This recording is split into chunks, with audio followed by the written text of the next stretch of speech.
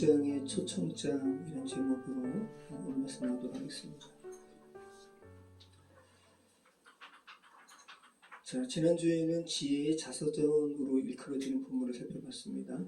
지혜로 의인화된 그리스도께서 자신에 대해서 나레이션 하듯이 말씀하신 본문이었어요. 두 가지 초점을 저희가 나누었는데, 첫째로 지혜로 의인화된 그리스도는 어떤 분이시라는 거예요? 창조주이시라는 겁니다. 그리스도께서 하나님께서 세상을 창조하실 때 기쁨으로 함께 하시고, 그죠? 하나님의 기쁨이 되셨다고 그렇게 자문이 고백했어요.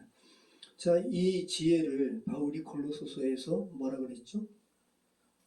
창조주임을 다시 한번 이렇게 분명히 했어요. 그리스도 안에서 만물이 창조되고 그리스도로 말미암아 그리스도를 위하여. 여러분이 그리스도 안에서 창조되셨고요.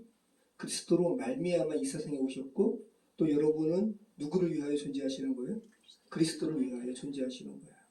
두 번째는 뭐였습니까? 지혜를 받아들이라는 강력한 촉구였습니다. 그죠? 네, 누구든지 내게 들으며 날마다 내 문 곁에서 기다리며 문설 주 옆에서 내게 기다리는 자는 복이 있나니 대저 나를 얻는 자는 생명을 얻고 여호와께 은총을 얻을 것임이니라. 그러나 나를 잊는 자는 자기의 영혼을 해하는 자라. 나를 미워하는 자는 사망을 사랑하느니라.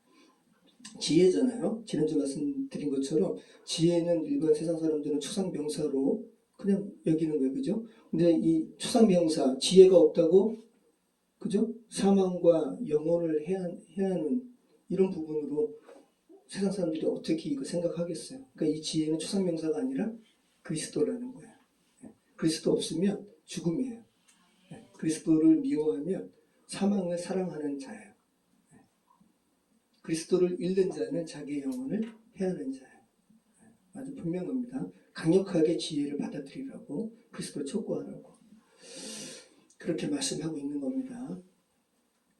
지지난주인가 제가 아내에게 저희가 가끔 제가 설교 시간에 나눴던 토기장이 집의 초기에 어떤 교수님이 오셔가지고 이 사람들이 지금 도예공방이라고 하면서 교회라고 하면서 막 이렇게 말씀을 나누는 교수님이 있다고 했잖아요.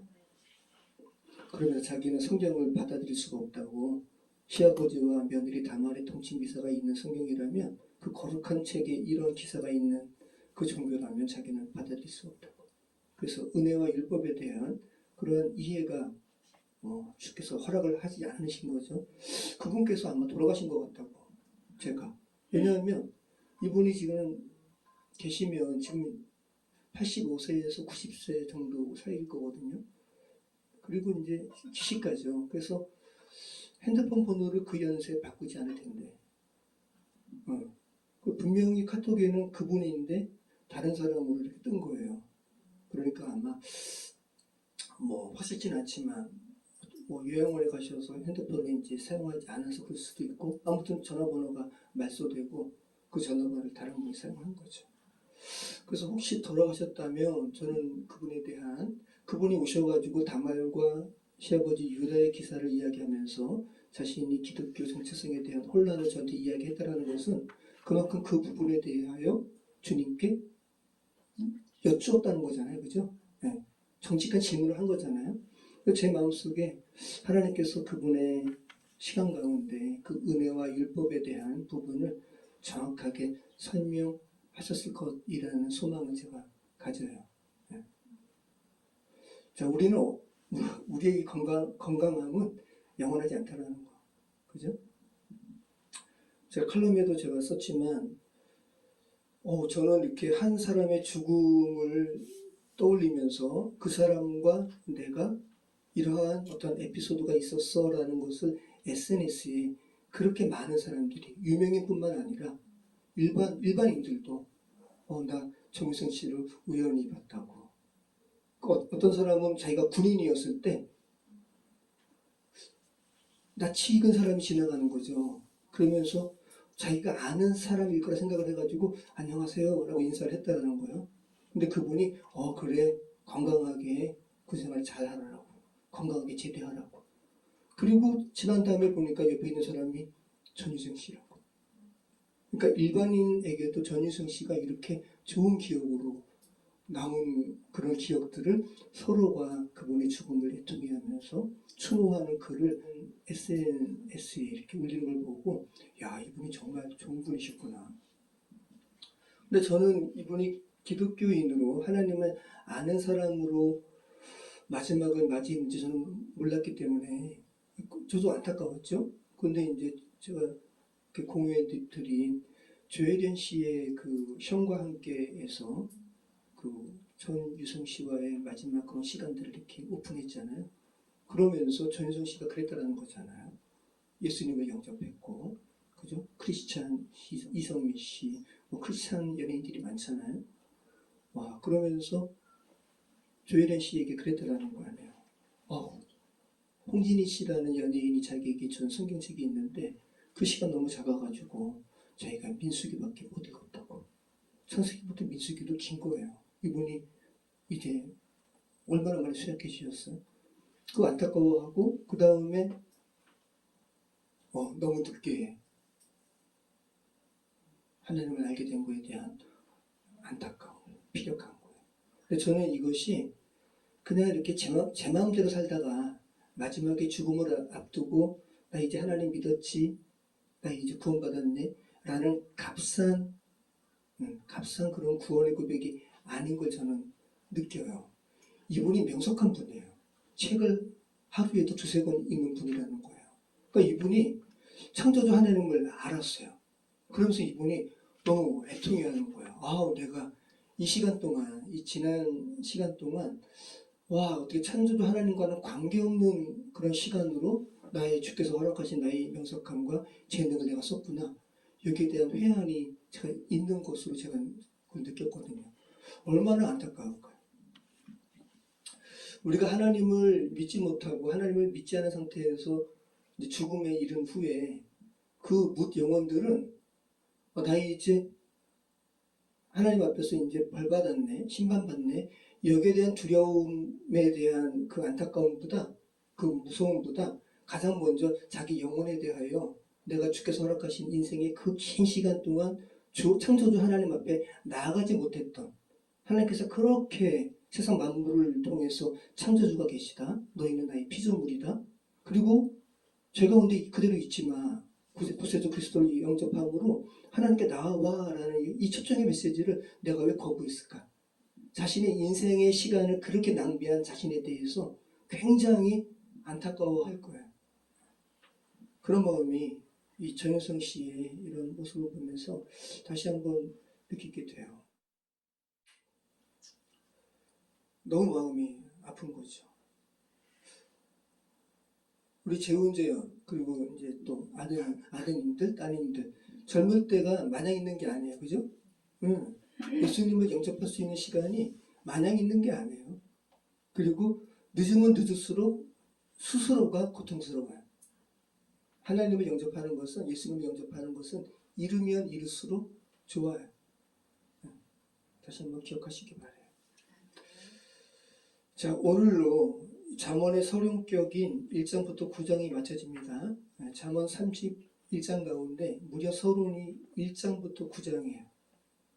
다음 주부터 살펴보는 10장부터는 이제 구체적인 가르침의 모음집이 나옵니다. 솔로몬의 잠언 모음집이 1집, 2집, 또 지혜자들의 말씀 1집, 2집, 그리고 아굴의 잠언, 로무엘 왕의 잠언으로 마치게 돼요. 그러니까 오늘 우리가 읽은, 그리고 우리가 살펴보게 되는 잠언 9장은 서론을 마무리하는 서론의 결론이기도 하고 이제 본론의 문을 여는 대문 같은 거예요. 자, 그럼 오늘 참 말도 웃기죠, 그죠? 서론의 결론이라는 거예요. 서론이 1장부터 9장이라고요. 근데 서론의 결론인데 그러면 말 그대로 결론은 뭐예요? 지금까지 계속 강조했던 것을 다시 한번 정리하면서 드러내는 게 결론이잖아요. 그러면 우리가 잠언 1장부터 8장까지 우리가 잠언 말씀을 살펴봤는데 여러분의 말로 한번 표현해 보세요. 잠언 1장부터 8장까지 무엇을 이야기했어요?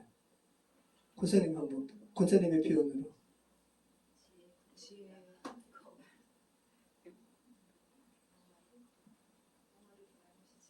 지금 한마디로 그죠?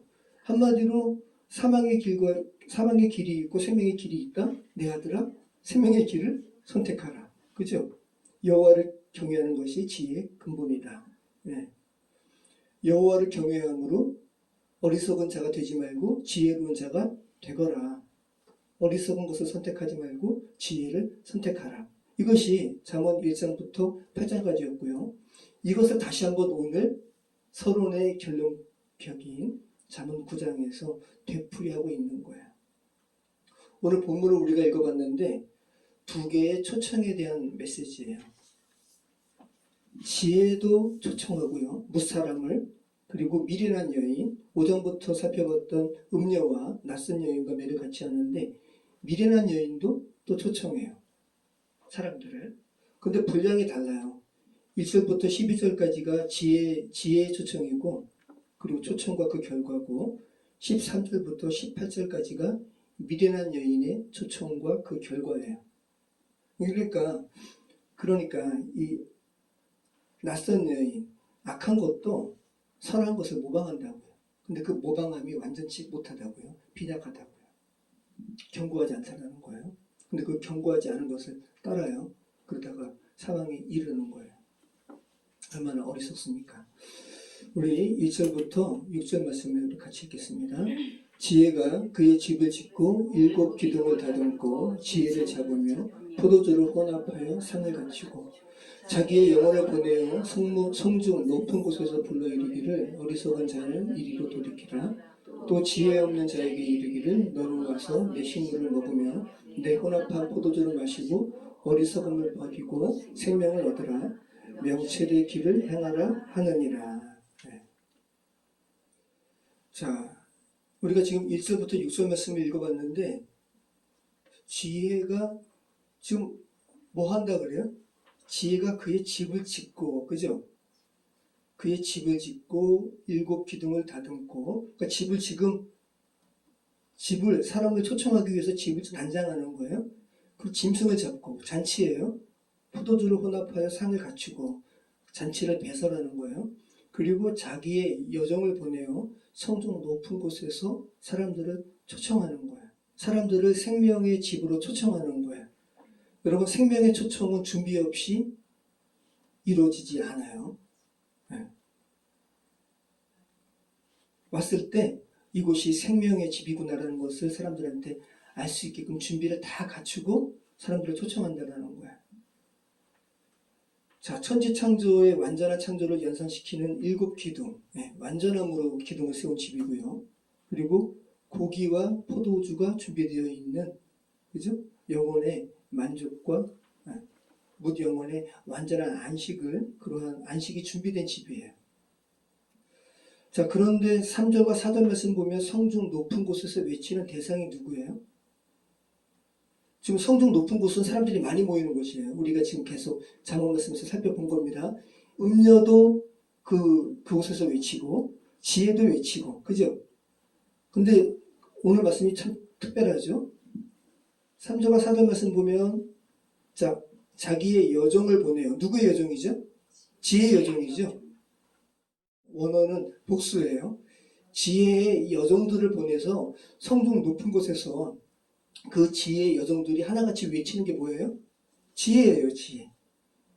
그런데 그 지혜를 이렇게 외치면서 사람들을 이렇게 준비된 생명의 집으로 초청하는 그 대상이 어떤 사람들이에요? 지혜로운 자예요? 아니면 어리석은 자예요? 어리석은 자죠. 이게 역설이라는 거예요. 지혜로운 자를 초청할 것 같은데 어리석은 자를 초청하는 거예요. 여러분, 여기에 하나님의 마음이 있는 거예요.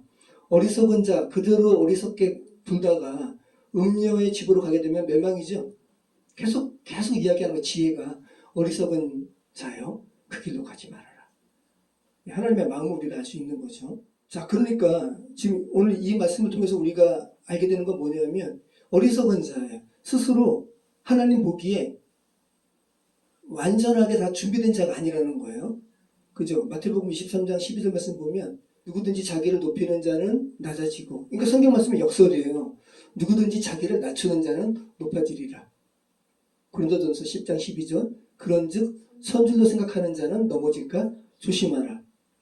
그러니까 이 생명의 집으로 초청받는 대상은 생명의 집에 들어가기에 합당한 자라고 자부하는 자가 아니에요.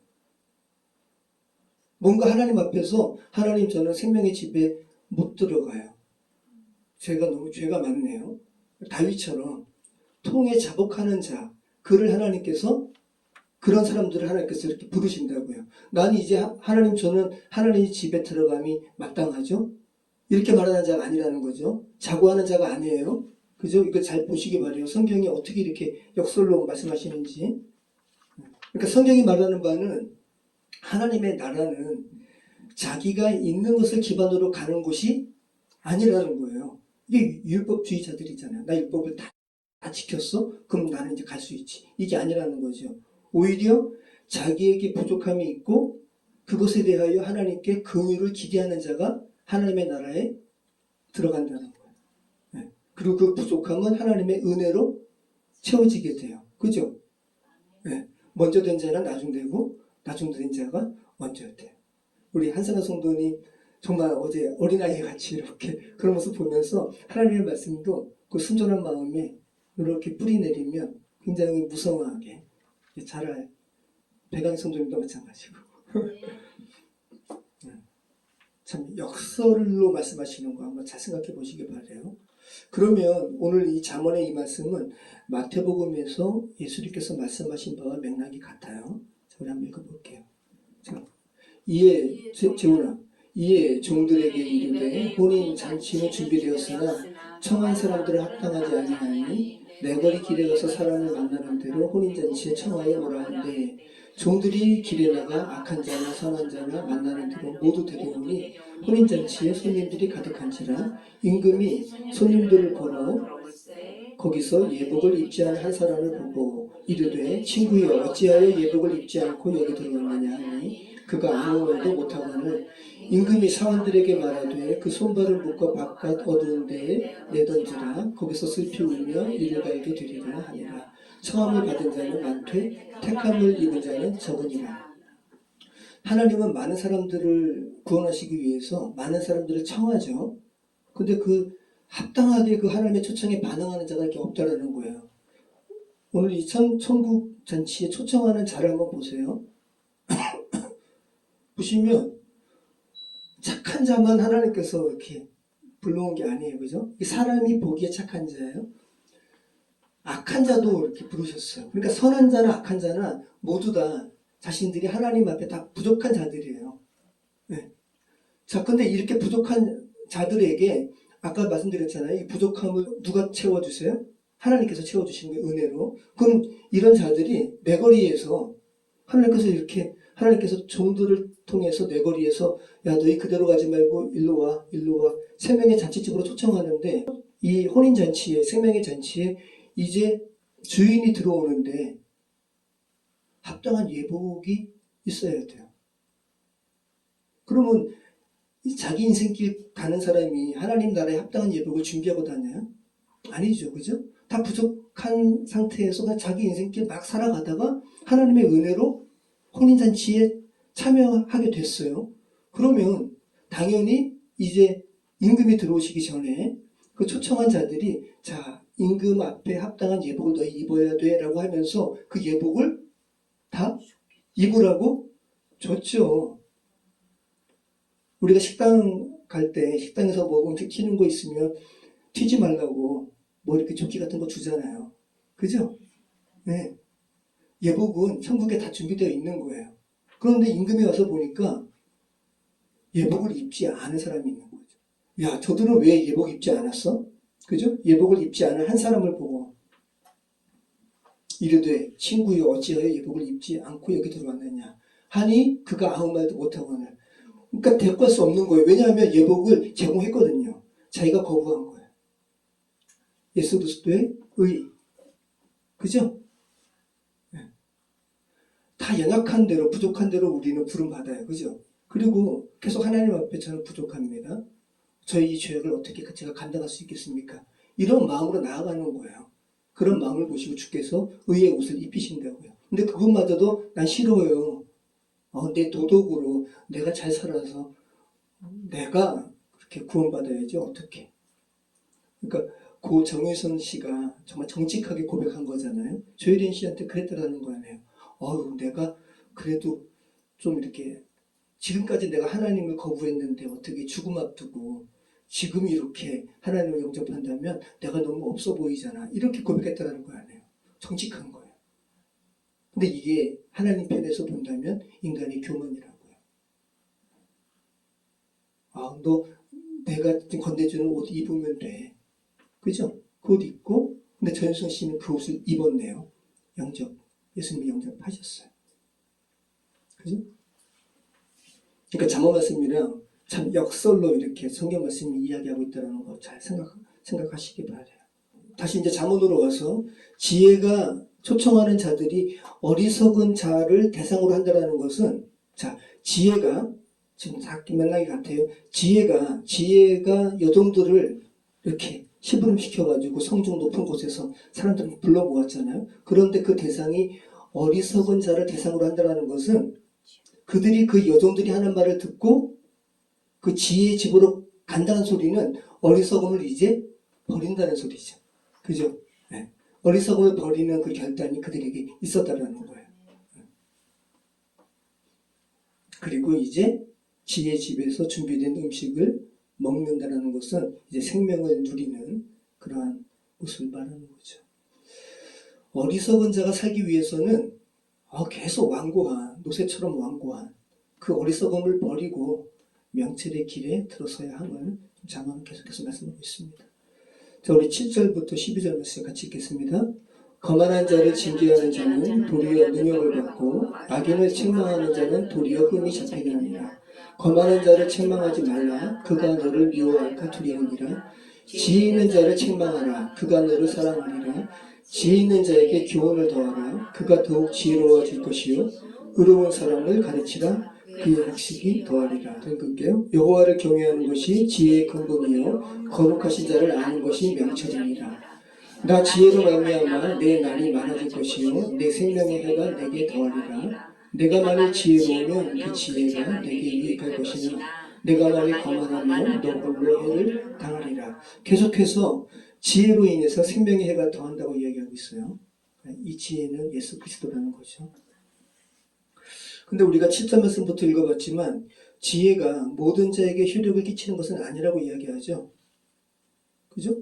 어떤 자에게는 더 이상 얘기하지 마 라고 이야기하죠. 어떤 자에? 거만한 자에. 7절 말씀 보면. 그죠? 거만한 자를 징계하는 자는 도리어 능욕을 받고, 그죠? 8절 말씀 보면 거만한 자를 책망하지 말라. 그가 너를 미워할까 두려우니라.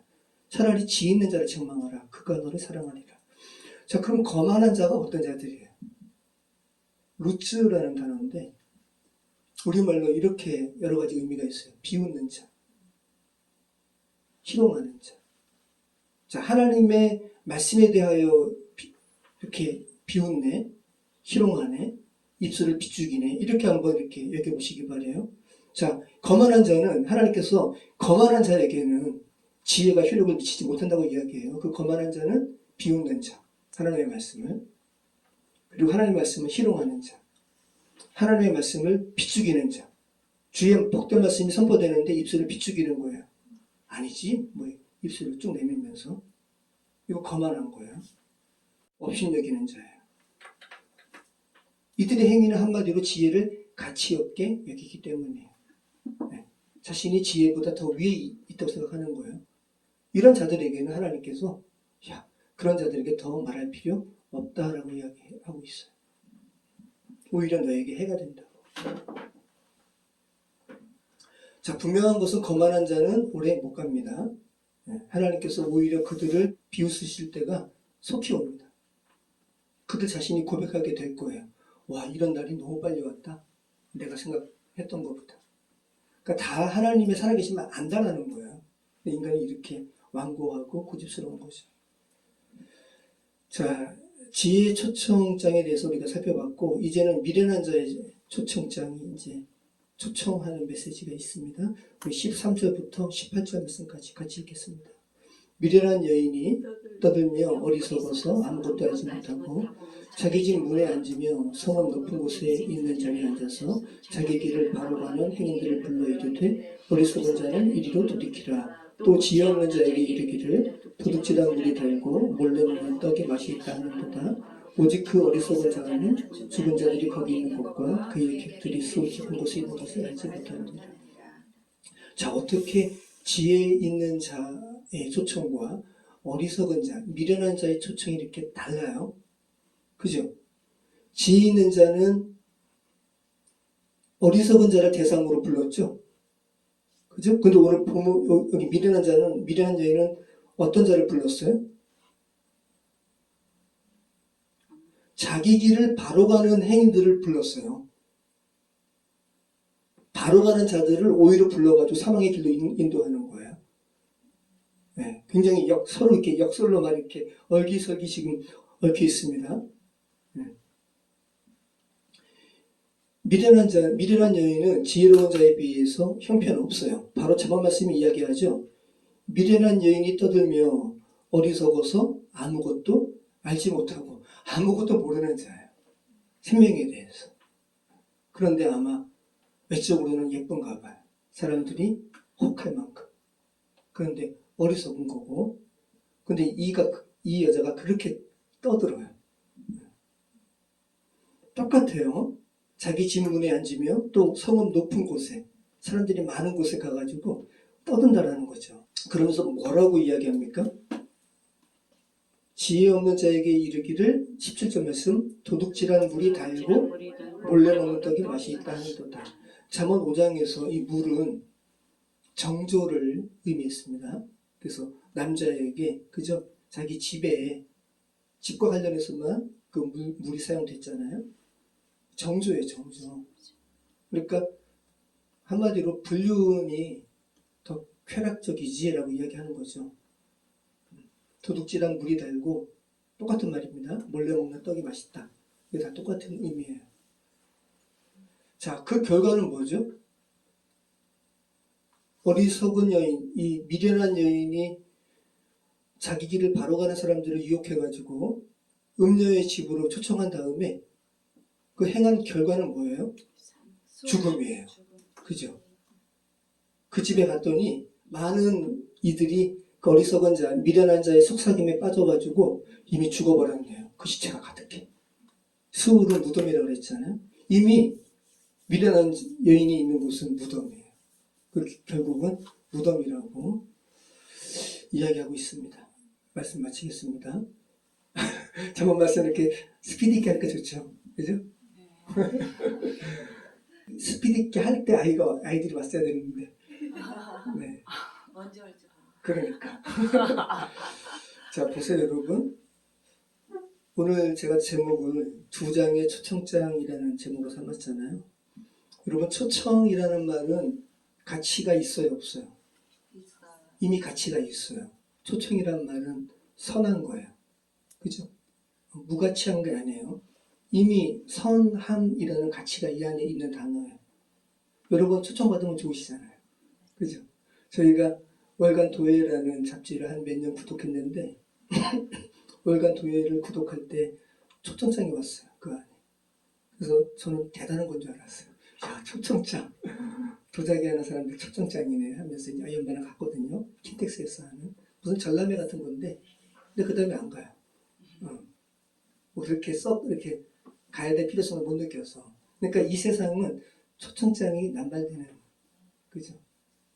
근데 악한 자들도 이 초청이라는 이 선한 가치가 있는 이 단어를 차용해가지고 악한 자들이 하나님의 형상으로 지음받은 자들을 유혹해 죽게 하는 거예요.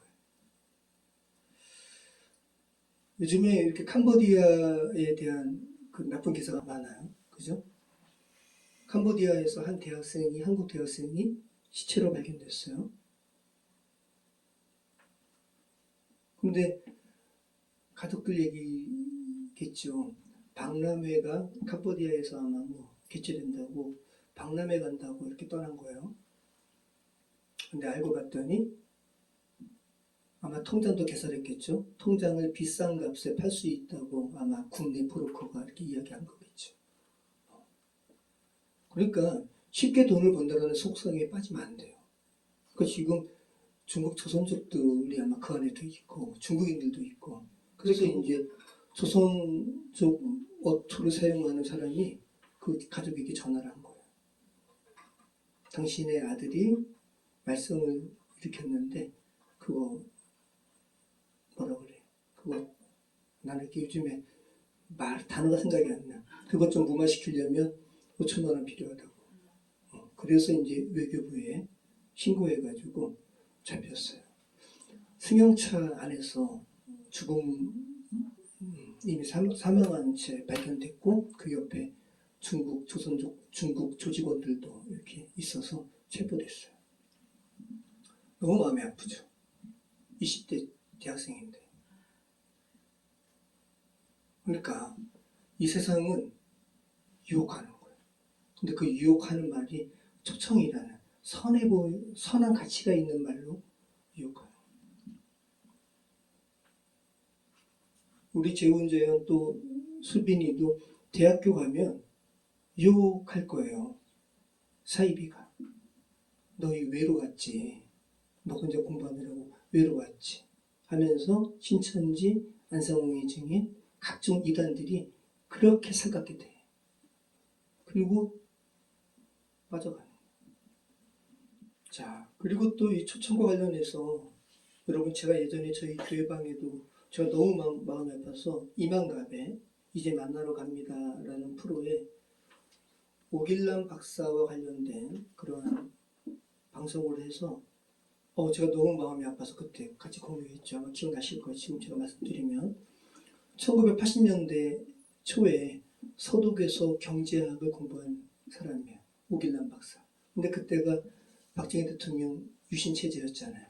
그러니까 해외에 공부하러 간 젊은 유학생들, 지식인들이 유신 체제 반대하죠. 반대 운동한 거예요. 근데 이분이 거기서 이제 간호사로 파독 간호사를 만나서 가정도 이뤘어요. 근데 이분이 만학도 늦게 해서 이제 박사 학위를 받았는데 한국에는 반유신 운동을 했으니까 한국에 돌아가면 교수 활동을 강단에 설 수 없을 거라고 생각을 하고 그러고 있다가 북한이 해외 이제 지식인들을 그때 막 포섭 많이 했거든요. 그들 말로 조국에 와서 봉사하라고. 당신 경제학 공부했는데 조국에 가가지고 당신 경제 관련해서 막 교수 자리 뭐 이런 식으로 초청한 거예요. 그래가지고 딸 둘이 있고 회원 규원 그리고 사모님은 신숙자 씨. 이제 우리 들어가자고. 근데 부인이 신숙자 씨가 당신 이 결정이 나중에 당신 눈을 파는 그러한 가슴 아픈 결정이 될 거라고 그렇게 반대했는데 오길남 박사가 그 온 가족을 데리고 북에 간 거죠. 그런데 첫날에 그들을 맞으러 온 환영 행사 때 그 부인이 그렇게 울었대요. 왜 울었냐고 물어보니까 애들이 꽃다발 주러 온 애들이 북한 화동 애들이 너무 말라서 그래서 우리 교원이 회원이도 이렇게 될 것 같은 마음에 신숙자 씨가 그렇게 울은 거예요. 그리고 오길남 박사 거기서 교수 활동한 게 아니에요. 대남 방송 요원으로 활동했어요. 라디오에 북한을 선전하는 표준말 쓰는 서울말씨 쓰는 사람의 그러한 대남 방송 요원으로 전락했다고요. 그러니까 얼마나 자괴감이 들어요. 그러다가 1년 후에 이제 북한에서 이 오길남 씨를 또 지령을 내려요. 해외 유학생들을 포섭하라고. 그래서 이때 이제 1년 후에 덴마크로 가는데 거기서 탈북한 거거든요. 근데 그때 부인이 그랬대요. 가라고. 가가지고 우리 빼주라고. 여기서 죽으면 죽는 거고 가라고. 그래서 오길남 박사가 탈북한 다음에 이제 탄원하는 거죠. 김일성 주석 우리 내 부인과 두 딸 돌려보내달라고. 그런데 북한이 악랄하죠. 협박하는 거예요. 그리고 두 아이, 그러니까 너무 마음이 아픈데 70년대생이에요. 이 아이들이 지금 뭐 이제 40대 넘었겠죠. 살아계시면. 근데 부인은 죽고 그 모습이 이제 사진도 보내주고 그랬더니 탈북한 사람들이 나중에 이 사진의 뒷배경을 보면서 악명 높은 요독 수용소인 것 같다고. 거기서 부인은 죽어요. 그리고 두 따님이 북한이 두 딸의 녹음 육성을 오강남 박사에게 보내요. 그러니까 이제 북한에 오라고 하는 거죠. 마음이 너무 아파요. 자, 오길남 박사가 그죠? 처음에는 자신의 이 북한의 초청을 응답하는 것이 지혜로운 선택으로 여겼어요. 그리고 그 초청을 받아들였어요. 그런데 지금 오길남 박사님 얼굴도 많이 노쇠하고 그러는데 눈물로 지저분한 거죠. 나중에 오길남 박사가 이렇게 고백했다 그래요. 그 초청이 진리의 부름이 아니라 거짓의 부름이었음을 너무 늦게 깨달았다. 자원순간 똑같죠. 하나님께서 잠언을 통해서 말씀하시는 거예요. 너희 앞에 두 장의 초청장이 있다. 한 장은 생명의 집의 초청장이고 다른 한 장은 사망의 집으로 인도하는 초청장이다. 잘 분별하라는 거야. 기억하시기 바라요. 생명을 빼앗는 자의 악한 자의 초청은 달콤하다는 거야. 이 길이 더 빠르지. 이 길이 더 합리적이지. 죄된 세상에서 이 길로 가야지 라고 속삭이지만 그것은 죽음의 초청장이라는 잘 분별하시는 지혜로운 그런 삶을 되시기 바랍니다. 기도하겠습니다. 참 좋으신 하나님 감사합니다. 우리의 삶에 두 장의 초청장이 우리 인생길에 있음을 다시 한번 고백합니다. 성령 하나님께서 저희의 마음을 밝히 비추지 아니하시면 저희는 너무 어두워서 그것이 생명으로 가는 초청장인지 분간하지 못합니다. 아버지 하나님, 저희와 사랑하는 저희 자녀들에게 주님 은총 베풀어 주셔서 잘 분별할 수 있도록 생명과 죽음을 잘 분별하여서 생명을 선택하는 지혜로운 자 될 수 있도록 인도해 주시옵소서. 감사드리오며 예수님의 이름으로 기도합니다. 아멘.